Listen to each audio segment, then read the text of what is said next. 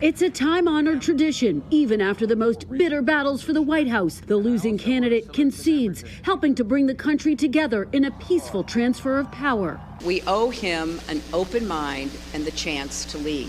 The American people have spoken, and they have spoken clearly.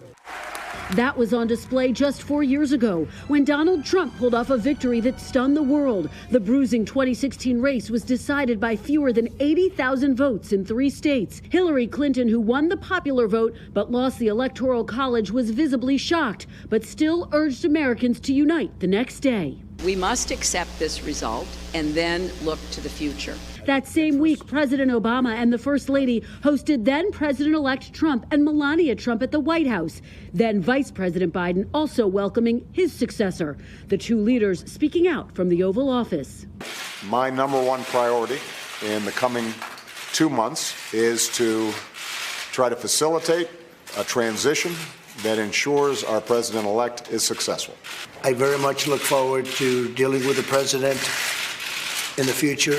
But it was the late Senator John McCain who may have delivered one of the most consequential and widely praised concession speeches.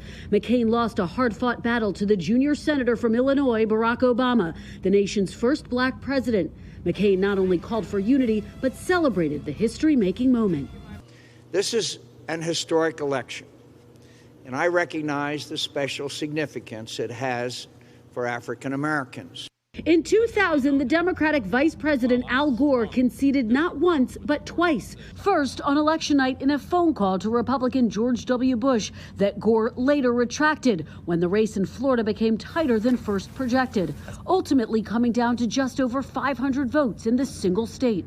But 5 weeks later, after a messy vote count and Supreme Court decision, Bush proved victorious, and Gore called once again. Just moments ago, I spoke with George W. Bush and congratulated him on becoming the 43rd President of the United States. And I promised him that I wouldn't call him back this time. So far, President Trump, who has never been much for tradition, has not yet conceded, claiming without providing any evidence that there was fraud. President Trump is trailing by millions in the popular vote and was unable to win enough states to claim an electoral college victory. The counting process was slow in some states, in part because of increased early and absentee voting amid the pandemic.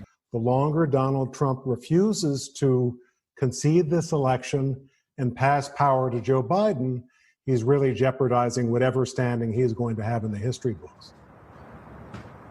Now, the last time a first-term president lost an election was 1992. That was former President George H.W. Bush, who was defeated by political upstart Bill Clinton. His message to the president during his concession speech: America must always come first, so we will get behind the new president and wish him well. Savannah and Hoda. And let's go back to the election for a moment. As we know, the Trump administration is pursuing whatever claims it may have, trying to bring them before a court. And reporters are actually trying to fact check and see if there are any examples of actual voter fraud, particularly in any number that would change the outcome here. What can you tell us about that?